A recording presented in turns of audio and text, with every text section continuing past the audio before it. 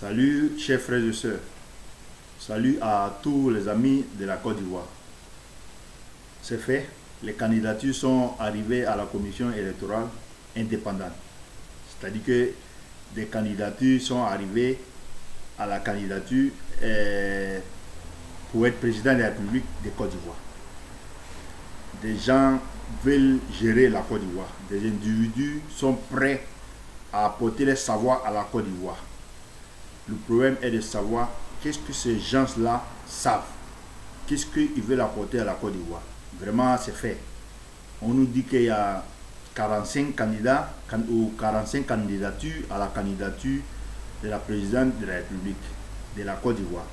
Je suis vraiment heureux parce que on voit que tout le monde a la possibilité de se présenter. Tout le monde a la possibilité de postuler au plus haut niveau. Donc aujourd'hui, on ne va pas nous parler des gens qui sont exclus, des gens qu'on ne veut pas qu'ils soient présidents. Tout le monde, tous ceux qui avaient la possibilité ou le désir de se présenter à la candidature de la présidente de la République, ils sont allés déposer les candidatures. C'est déjà bon. On nous dit qu'il y en a 45. 45, je crois que dans une diversité, dans un pays divers comme la Côte d'Ivoire, c'est bon. Mais, qui sont ces candidats-là? Qui sont ces candidats-là? Parlant des candidatures, j'aimerais venir un peu en arrière, en parlant de certains égoïstes et méchants.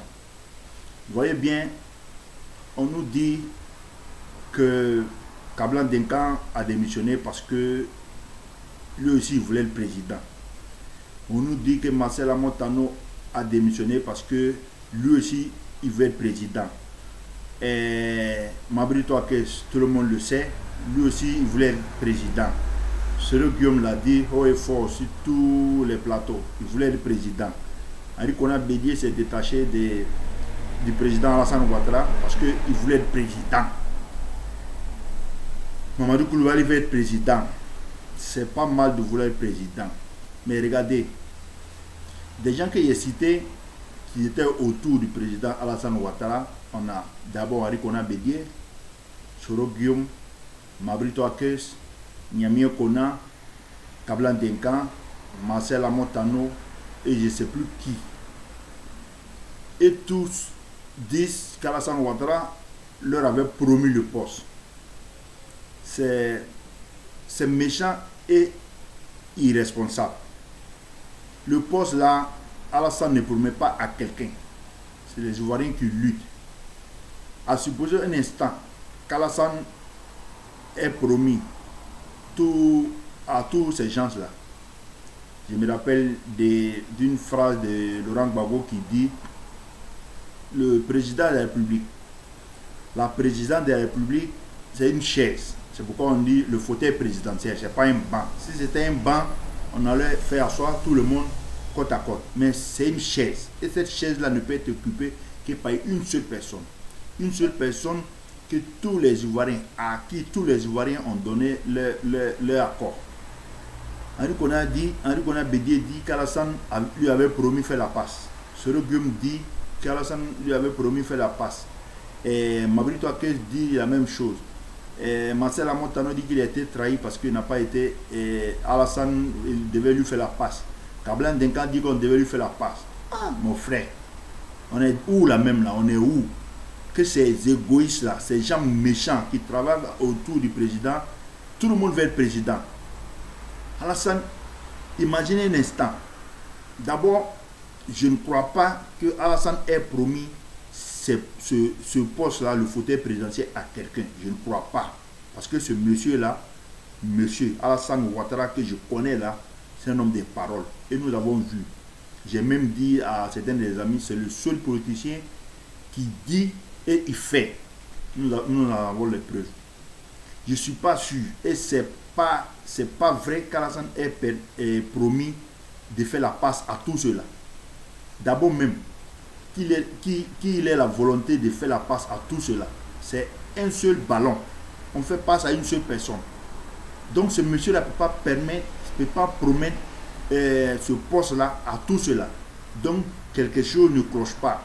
C'est des égoïstes, des méchants, des jaloux qui étaient à côté de lui, qui simplement voulaient profiter pour arriver à certaines situations.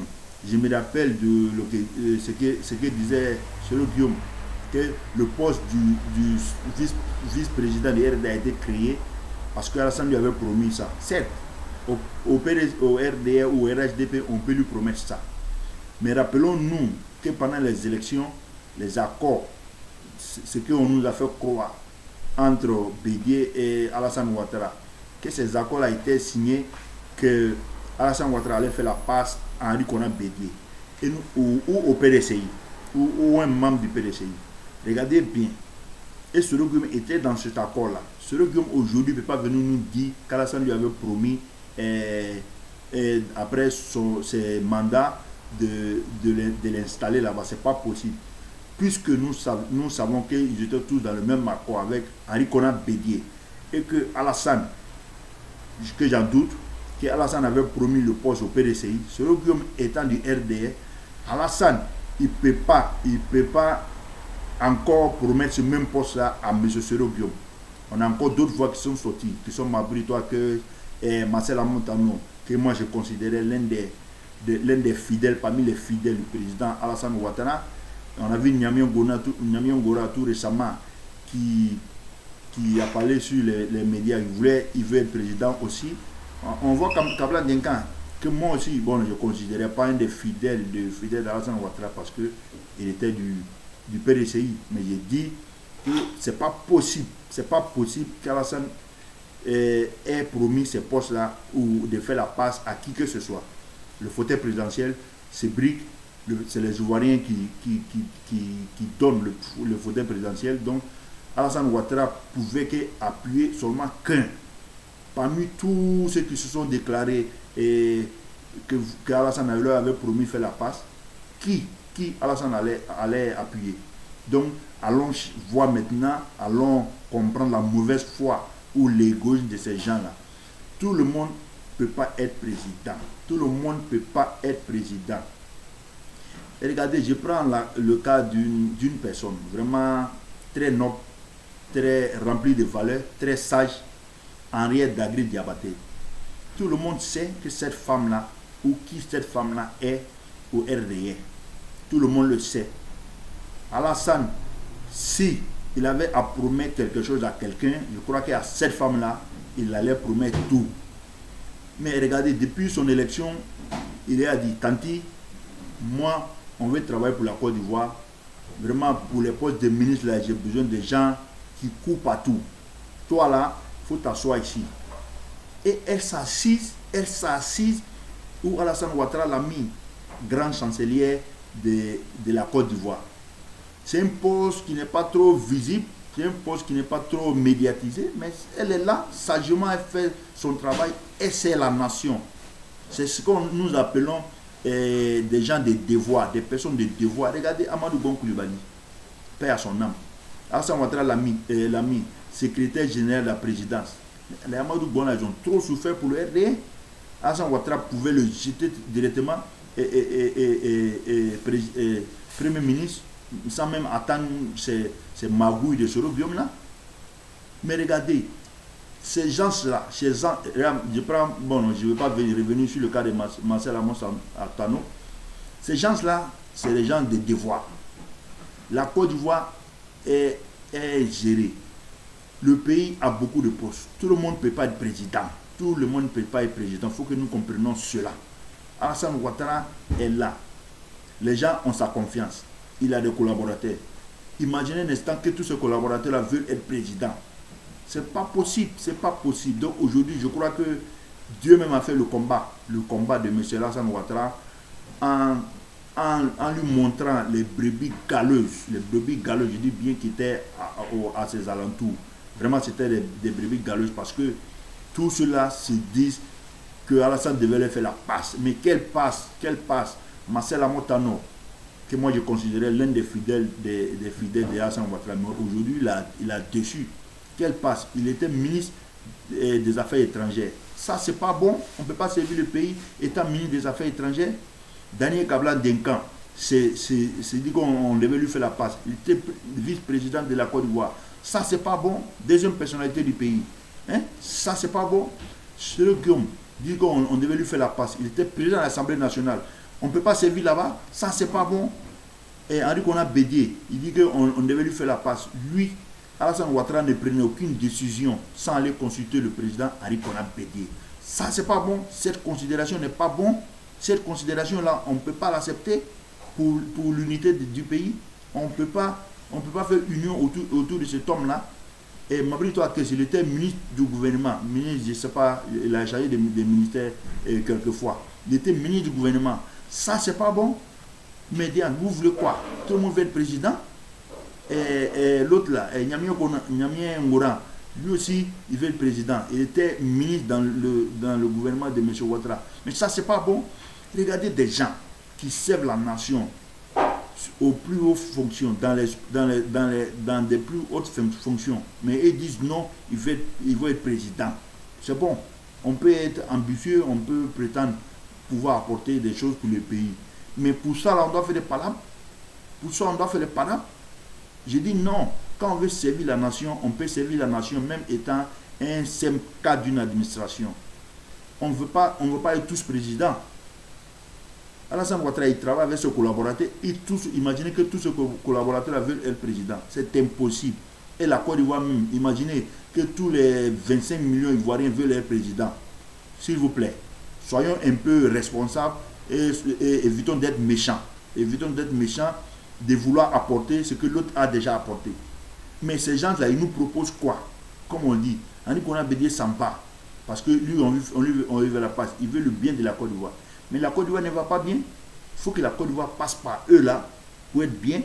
Est-ce que c'est obligé que la Côte d'Ivoire passe par moi pour être bien?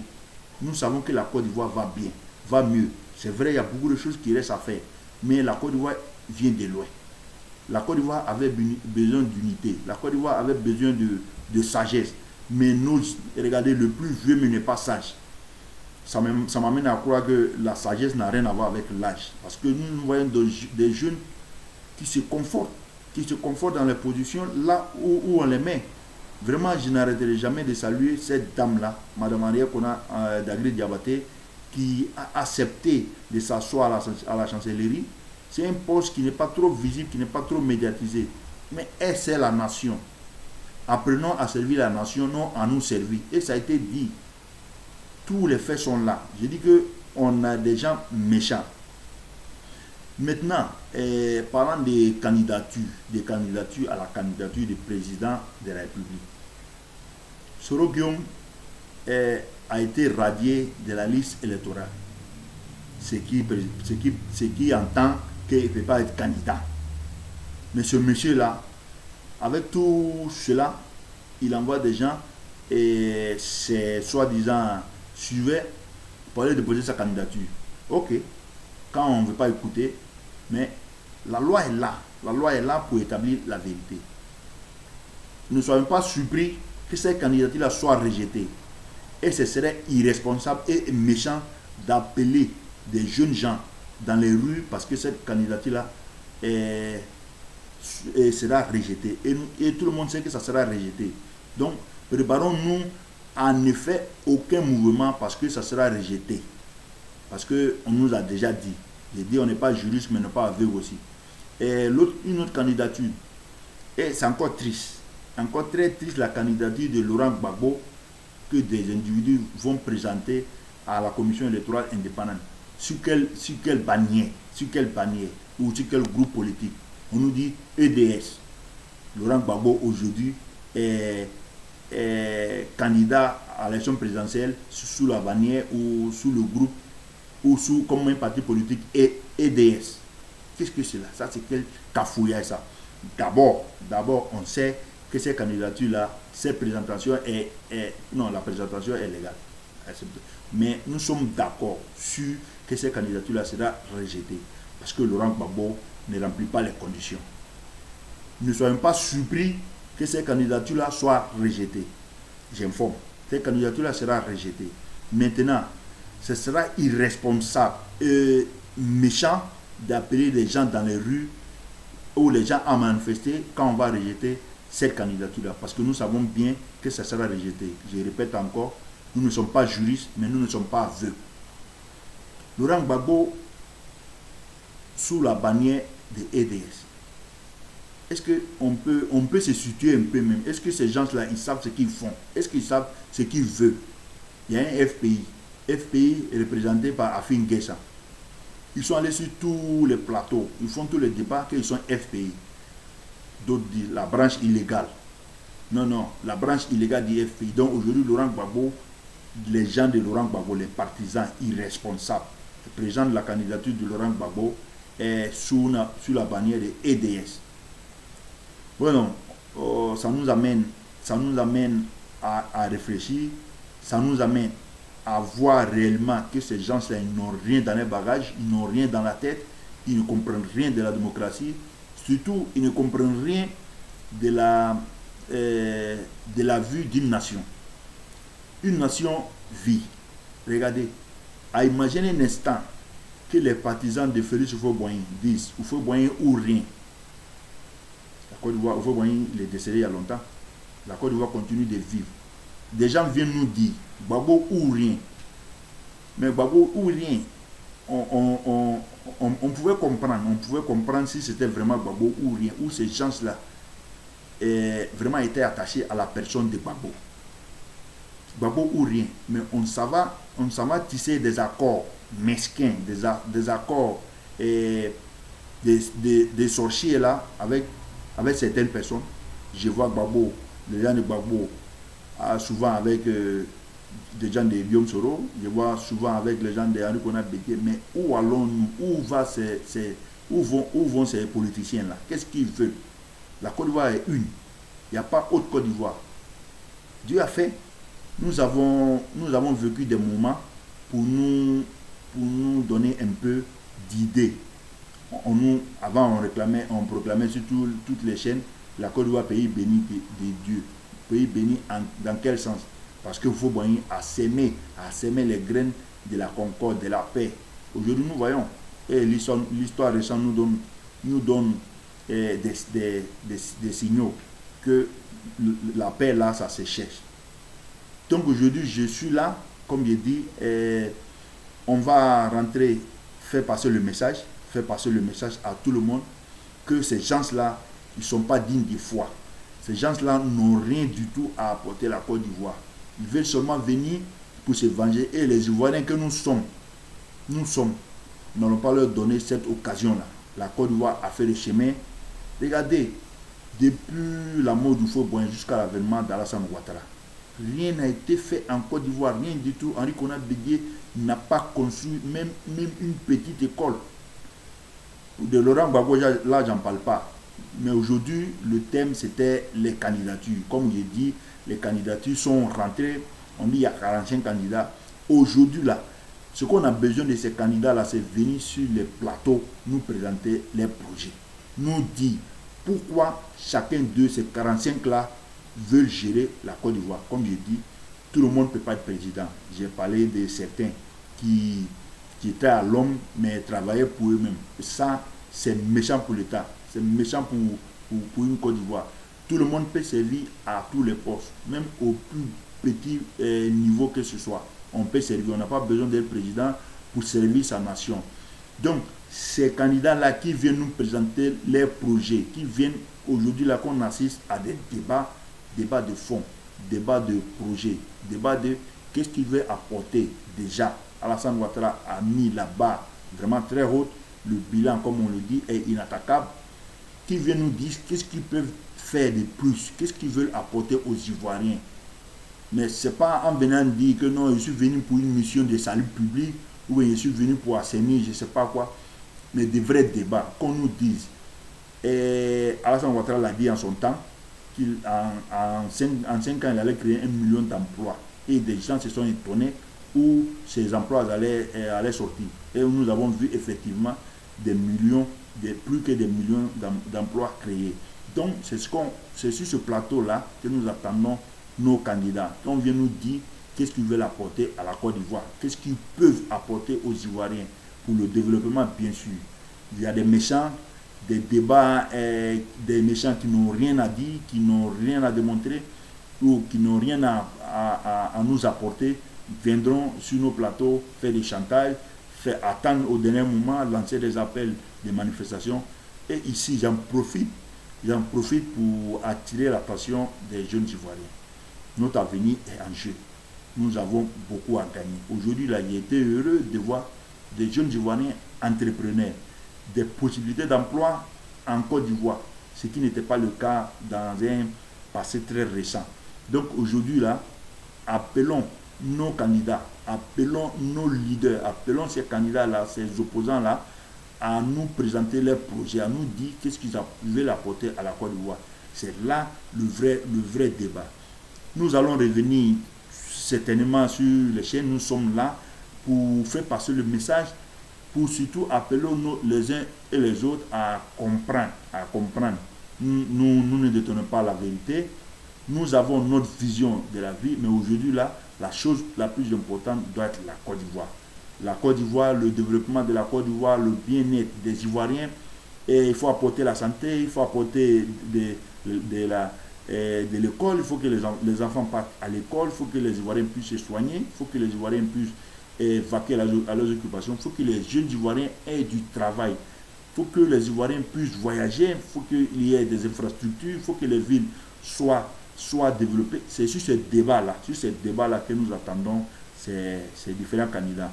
Vraiment, j'ai dit, la Côte d'Ivoire a beaucoup de potentialités et profitons de notre jeunesse, de notre diversité, surtout pour construire la nation. Nous serons là pour faire passer le message, nous serons là pour appeler à l'intelligence et à la responsabilité de nos concitoyens. Vraiment, on ne sera jamais fatigué. Pour la Côte d'Ivoire, nous donnons ce que nous pouvons. Comme j'ai dit, chacun peut servir à quelque niveau que ce soit et nous allons servir la Côte d'Ivoire. Vraiment, je vous remercie et que la Côte d'Ivoire soit bénie et les Ivoiriens instruits et responsables, plus responsables et poser des actes républicains. Je vous remercie.